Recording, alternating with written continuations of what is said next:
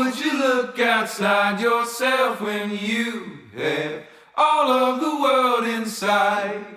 Et bienvenue dans ce 4e épisode sur Mes pieds dans tes sabots avec Voyage au gré du vent et Manon Brunet. Aujourd'hui, nous allons aborder la notion de rapport au temps, comment se déroule une journée type pour Manon et surtout, quel est son rapport au temps. Alors déjà, pour répondre à ta première question, comment s'articule une journée ?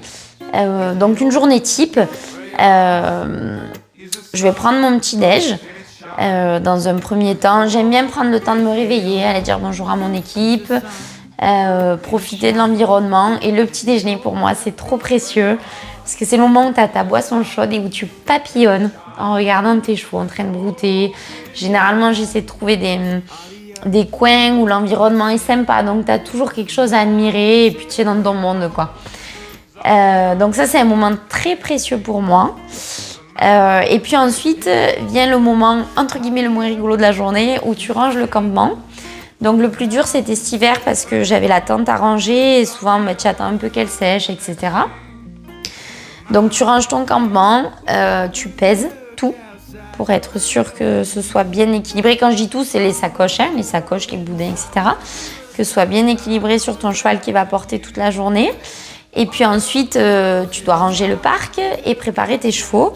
La préparation est très minutieuse parce que la moindre erreur, que ce soit au niveau du pansage ou de la pose du matériel, peut te coûter très cher. Ça m'est arrivé donc sur mon cheval de bas qui a blessé.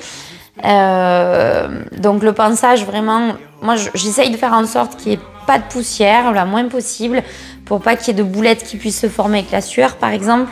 Ensuite, un pli sous le tapis ou une selle mal posée peut créer une tension trop importante, une pression trop importante à un endroit et pareil blessé derrière. Enfin voilà, faut être très minutieux, très concentré.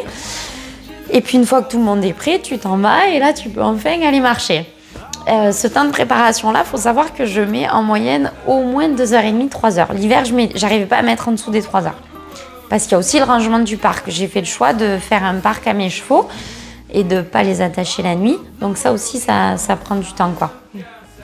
Et puis ensuite, ça arrive qu'on marche que la matinée. Ça arrive qu'on marche matin et après-midi. Donc on a notre pause pique-nique le midi.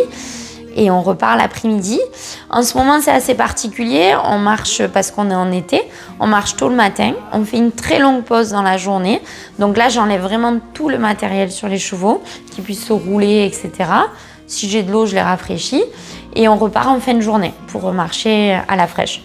Puis si on n'a pas l'énergie, on marche soit que le matin, soit qu'en fin de journée. C'est vraiment, j'ai appelé mon voyage au gré du vent. Et on avance au gré du vent, vraiment. Et au rythme des animaux. Ça, c'est le plus important pour moi. Donc voilà, et puis le soir, on remonte le campement, donc à l'inverse du matin. En ce moment, je dors à la belle étoile. Et ça, c'est magique. Tu t'endors avec une espèce de petit vent sur ton visage, au son des chevaux qui broutent. Enfin, ça, c'est vraiment l'été pour ça. Enfin, printemps-été, c'est magique. Et la base de ta question, c'était... rapport au temps. Le rapport au temps, merci. Alors le rapport au temps, ça me fait sourire parce que j'ai un exemple qui est très rigolo. Tu as un rapport au temps qui est complètement bouleversé. J'ai plus de montre, je poursuis qu'une montre, mais j'ai fini par laisser tomber. On s'arrête en fonction de la faim, en fonction des chevaux qui râlent ou pas. On s'arrête en fonction de nos envies, en fonction du paysage. Ça m'est arrivé de partir, de faire mes 3 heures de préparation le matin. Et puis tu fais 5 bornes et là, tu te retrouves devant un spot qui est tellement beau que tu dis on s'arrête, c'est pas grave, quoi. Et tu t'arrêtes là et tu poses le campement là et ça fait partie du voyage, quoi. Le rapport au temps est vraiment inchangé. Je vais te donner un autre exemple. On s'était arrêté dans les Alpes sur un spot vraiment joli, mais pas d'eau. Et donc, sur le jour off, j'ai pris mes animaux et on a marché 1 heure pour aller à une source d'eau. Et on est revenu au campement, on a remarché 1 heure juste pour aller se ravitailler en eau, quoi. Donc, tu as le rapport au temps qui change parce que dans notre société actuelle, marcher 1 heure pour aller trouver de l'eau, c'est complètement aberrant.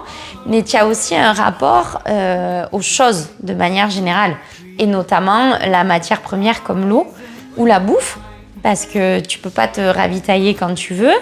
Et la bouffe des chevaux est aussi précieuse. Tu cherches de l'herbe partout. Comme je disais souvent aux gens, il me semble que c'était vers octobre-novembre 2022 où il y a eu une pénurie d'essence. Et je recevais des messages, oui, toi tu te sens loin de tout ça. Et comme je répondais aux gens, ben non, moi aussi tous les jours je cherche de l'essence pour mes chevaux. Je cherche de l'herbe, quoi. Il y a un rapport à la matière, à tout qui est complètement changé, ouais. Tout devient précieux. Tu me demandais les raisons de pourquoi je suis partie. Il y avait vraiment aussi cette envie. Mais je te disais l'envie de repartir voyager, mais c'est très lié. Parce que dans le voyage, je reprends le temps. Et j'aime bien dire le temps d'exister. Force est de constater que toutes les personnes qui partent sur ce format de voyage témoignent toutes de ce rapport au temps particulier, de ce retour à l'essentiel, de la qualité du moment présent, une notion précieuse que nous perdons trop facilement lorsque nous sommes pris dans notre quotidien. La semaine prochaine, on se retrouve pour un 5e épisode où nous allons parler de relations avec les animaux. À bientôt!